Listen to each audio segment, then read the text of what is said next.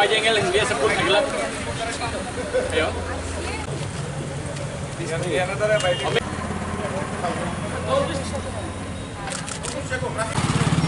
Foto nih foto full ke.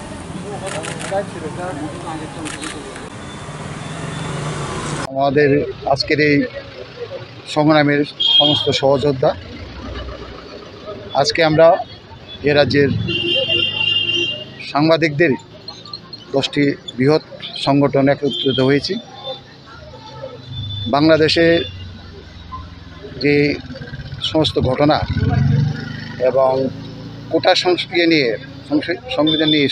নিয়ে যে আন্দোলন বাংলাদেশে শুরু হয়েছিল, সেই আন্দোলনের একটা বিরাট আঘাত আমাদের যারা সংবাদপত্রের জগতের লোক এবং মিডিয়ার জগতের লোক এসেছে। আপনারা জানাচ্ছেন ইতিমধ্যেই 5 জন সাংবাদিক প্রাণ হারিয়েছে এবং অনেক সাংবাদিক আহত হয়েছে, গুলিবিদ্ধ হয়েছে এবং কালকেও এই ধরনের ঘটনা ঘটেছে এবং প্রায় 50 থেকে 60 জন সাংবাদিককে তাদেরকে নিষিদ্ধ করা হয়েছে।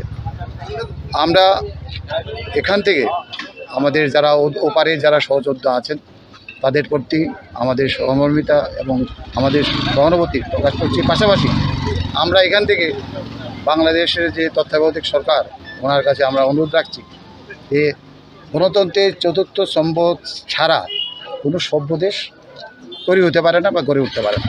আপনাদের আভ্যন্তরীণ রাজনীতি আপনাদের কাছে রাখুন। আমাদের অনুরোধ, সংবাদপত্র এবং সাংবাদিক এবং গণতন্ত্রের 4র্থ স্তম্ভকে আপনারা মুক্ত করে দিন। আমরা আবারও অনুরোধ রাখবো আপনাদের পক্ষ থেকে যে আমরা আপনাদের কাছে বিনীত অনুরোধ রাখি যে সাংবাদিক হত্যা, সাংবাদিক নিধন বন্ধ করুন, সাংবাদিকদের অত্যাচার বন্ধ করুন এবং একটা ভয়মুক্ত এবং সাংবাদিকদের যাতে স্বাধীনভাবে কাজ করতে পারে সেই অনুরোধ রাখছি।